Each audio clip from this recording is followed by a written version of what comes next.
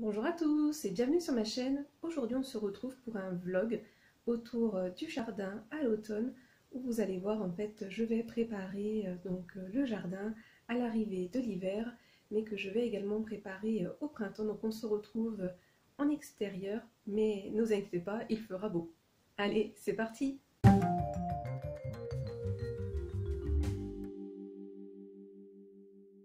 Allez, la mission du jour est de ramasser les butternuts avant qu'ils n'explosent tous, parce qu'en plus je crois que j'en ai vu un qui avait commencé à exploser. Donc là, par rapport à la météo, j'ai peur qu'ils explosent tous, donc je vais tous les ramasser.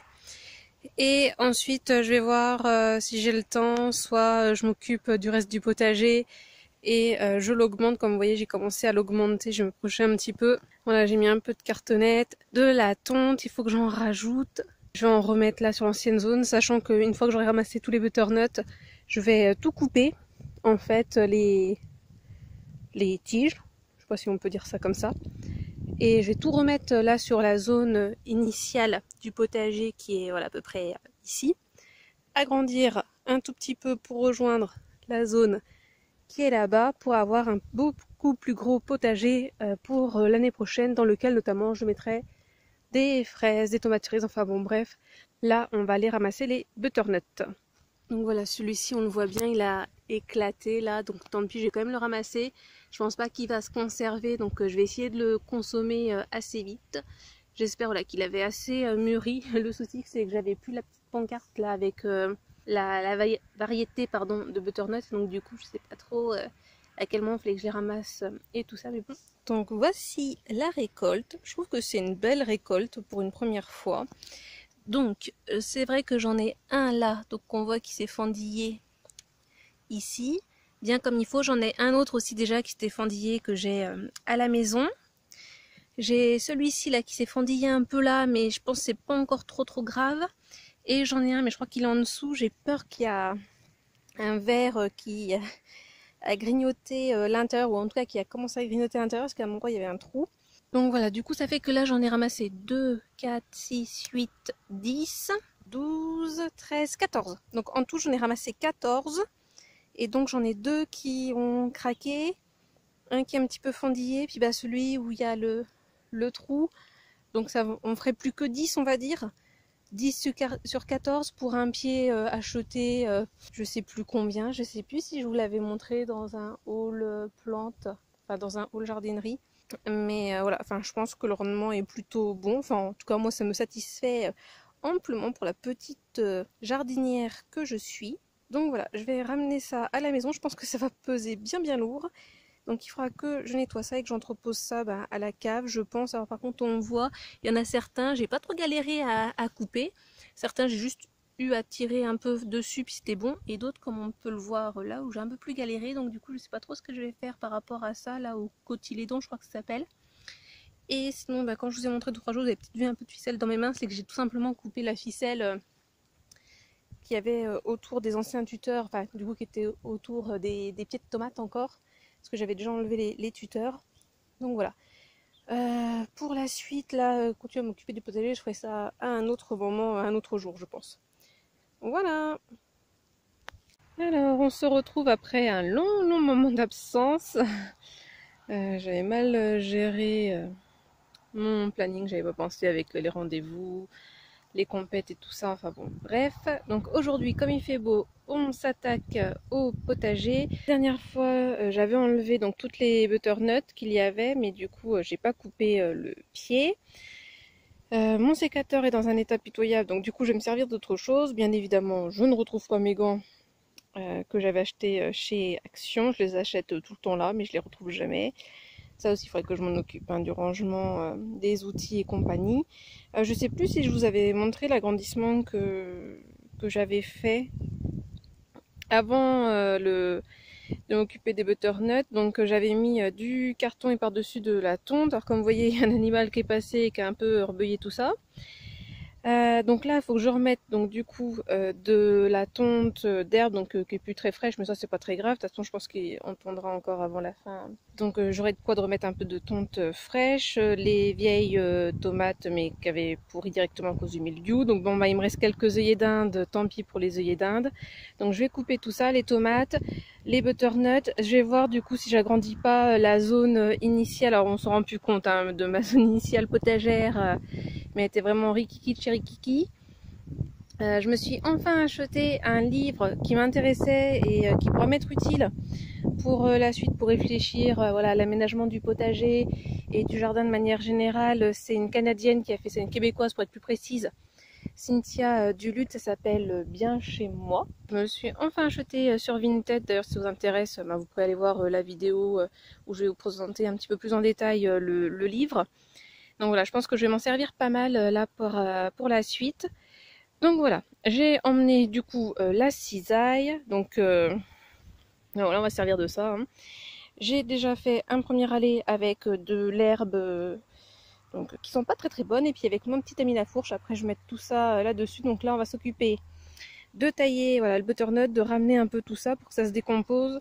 Moi, comme je vous l'avais dit, peut-être je ne fais pas de compost, c'est trop compliqué, je ne sais pas gérer. Donc moi, je fais une sorte de compostage de surface. Et voilà, et donc pas de motoculteur, rien du tout. Ça a plutôt bien marché, hein, mon petit potager, là, la technique que j'avais utilisée. Donc j'avais mis du carton, de la cendre, de la tonte, des déchets verts, un peu de paille. Et franchement, ça a bien marché. Hein. Les vers de terre sont arrivés parce que moi, ma terre, elle est catastrophique, c'est de la glaise. Allez, on va s'occuper de tout ça et je vous montrerai le résultat après. Et tada! Donc voilà, j'ai pas fini. Là, j'abandonne, je suis claquée. Donc j'ai tout coupé, le pied de butternut, les pieds de tomate. On voit un peu où ça arrivait. Et là, ce que vous voyez ici, c'est les racines du pied de butternut et d'un des pieds de tomate. Donc voilà, je pense que je vais mettre dessus pour le moment. Je sais pas, je suis pas sûre qu'il faut vraiment que je le composte entre guillemets. Mais voilà, j'ai tout coupé, donc on voit quelques morceaux encore de butternut qui dépassent. J'ai essayé de répartir un petit peu partout et j'ai remis de l'herbe sèche donc sur le potager. J'ai pas terminé là, ça a l'air plutôt pas mal, mais en fait non, j'ai pas terminé. Et du coup j'ai réagrandi la zone pour que ça me fasse un rectangle. Je sais pas quelle dimension j'ai, je pense que je vais mesurer tout ça et je vous l'inscrirai pour avoir une idée de la superficie du futur potager. Et enfin peut-être que j'agrandirai encore, je sais pas, il faut que je planifie tout ça. Donc je pense que voilà, mercredi prochain, je me réattaquerai encore au potager. Je continuerai à mettre de l'air, je pense pas que j'en remettrai d'ici là. Donc voilà ce que ça donne, le potager après quelques jours. Je sais pas si vous verrez une grande différence par rapport aux images précédentes. Alors là, vous voyez des pommes, c'est des pommes pourries que j'ai ramassées, qui avaient été déposées dans la nature, j'en avais vu, donc du coup, hop, j'en ai pris quelques-unes. Je les ai posées là. Et donc bientôt, il faudra que je remette de l'herbe par-dessus. Alors là, il y a une mauvaise herbe qui pousse, mais il me semble qu'elle était déjà présente. Donc voilà. Donc voilà pour le potager, ce qu'il donne actuellement. Et donc, comme vous voyez, je l'ai bien agrandi. Et je vais voir, il faut que je recalcule tout ça. Bon, si je ragrandis encore un petit peu, que je prépare bien mon planning de l'année prochaine. Alors, je vous ai pas filmé la plantation parce que j'ai fait ça avec ma maman. Mais en fait, donc ici, il y avait de l'herbe. D'ailleurs, on voit, hein, parce que il en reste encore un petit peu. Donc, on a gratouillé comme on pouvait pour enlever l'herbe et faire apparaître la terre. On a rajouté du terreau et donc on a planté ici des bulbes de narcisses et des bulbes de crocus. Donc, des crocus violets et des crocus jaunes. Et j'ai replanté également des crocus que j'avais eu l'année dernière en pot, que ma maman m'avait offert, qui venait de la pépinière Huguet. Donc voilà, on a replanté ça ici et planté donc les nouveaux bulbes, les bulbes sinon de muscari et de crocus. Donc les jaunes et les violets viennent de chez Action. Donc c'était des anciennes boîtes et également la nouvelle. Donc je sais pas si c'était encore bon. Donc on a planté voilà tout autour de l'arbre et on a rajouté du paillis. C'est du paillis que j'ai acheté chez Carrefour. Je sais plus ce que c'est comme paillis. J'ai très hâte que ça pousse. J'espère que ça va pousser. Donc voilà, on a mis tout autour de l'arbre et j'ai également replanté 3 bulbes de jacinthe que j'avais d'un ancien pied. Donc je sais pas si ça va repousser ou pas, on verra bien. Je remettrai peut-être un petit peu de paillis parce que à quelques endroits, je sais pas si vous le verrez, mais on voit un petit peu de la terre. Je pense que c'est les vers de terre qui ont ressorti ça parce que ça fait un peu bizarre. Je sais pas si vous le verrez là, notamment bien ici. Mais voilà, là sur la gauche et au milieu, là et là-bas, on dirait comme de la terre qui est ressortie. Comme si c'était les vers de terre qui avaient fait ça, peut-être, je sais pas. Sinon les pavés, ça fait un petit bout de temps qu'ils sont là. J'avais acheté ça chez Botanique.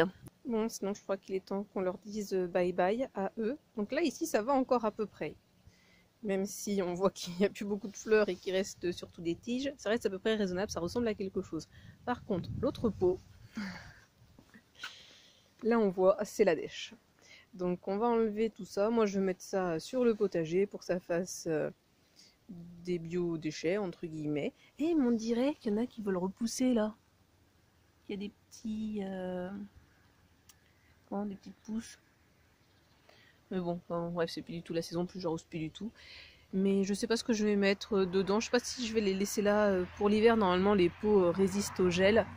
Et l'année prochaine, je sais pas si je remettrai quelque chose dedans. D'ailleurs, je suis même pas certaine que je vais les laisser là parce que j'aimerais bien mettre là où vous avez du paillage.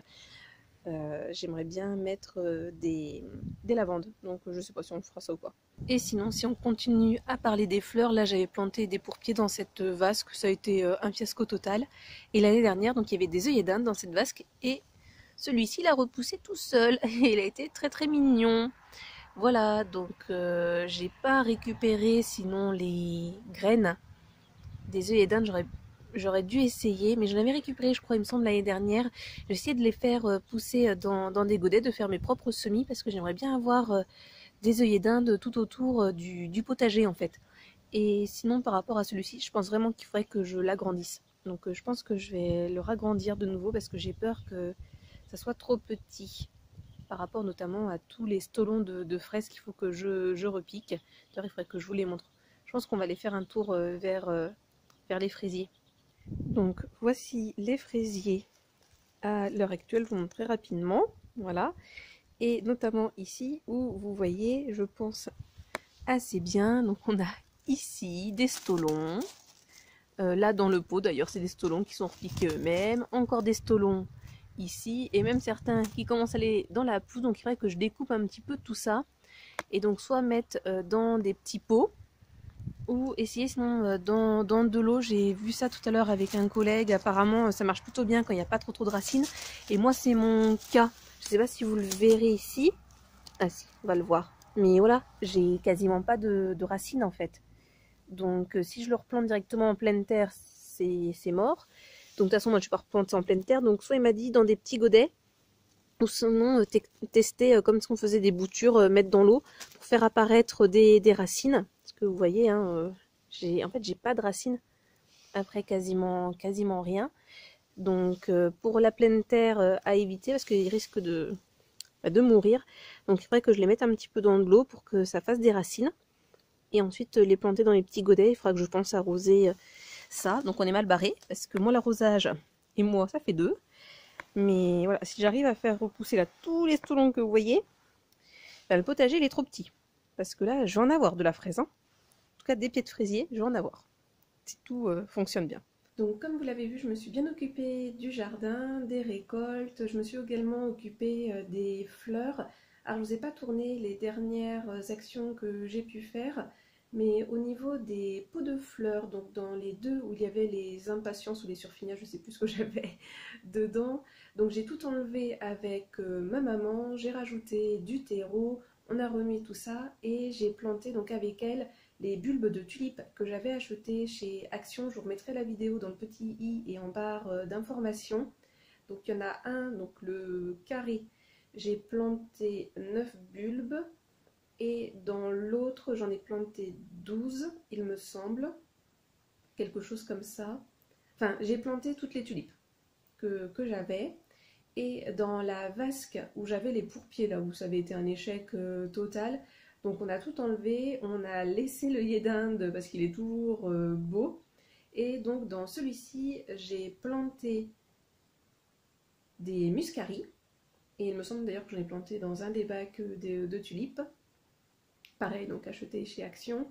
Et j'ai planté des jonquilles ou des narcisses, il me semble, donc d'un ancien paquet que j'avais. Donc j'adore les bulbes, donc très très hâte d'être au printemps pour voir tout ça. Et sinon pour mon anniversaire, ma maman m'a acheté un pied de lavande, donc on l'a planté tout devant. On a réfléchi du coup un petit peu ensemble à l'aménagement du jardin. Voilà, j'ai encore d'autres choses à faire. Malheureusement, je ne pense pas que j'aurai le temps de le faire avant l'arrivée vraiment bien pressante du mauvais temps. D'ailleurs, c'est pour ça que je ne vous montre pas ces images parce que ben, là, il pleut. Donc là, j'ai pas envie de me faire mouiller. Mais voilà. Et sinon, j'ai fait un test sur les stolons de fraises. Donc j'en ai coupé quelques-uns. J'ai mis dans des petits pots en verre avec de l'eau. Mais j'ai l'impression que c'est un peu un échec. Donc après, voilà, je les ai pas mis en intérieur. C'est peut-être pour ça. Donc surtout n'hésitez pas voilà, à mettre un commentaire s'il y en a qui ont déjà fait enfin, couper des stolons de fraises pour planter des fraisiers. N'hésitez pas à me dire ce que vous avez fait. Voilà, ça m'intéresserait beaucoup. Donc ben voilà, n'hésitez surtout pas voilà, à liker la vidéo, à mettre un commentaire et à vous abonner si ce n'est pas déjà fait. Et sinon, moi comme d'habitude, je vous souhaite de passer une bonne journée, une bonne soirée ou une bonne nuit. Et n'oubliez pas, prenez bien soin de vous. Allez, à la prochaine. Bisous.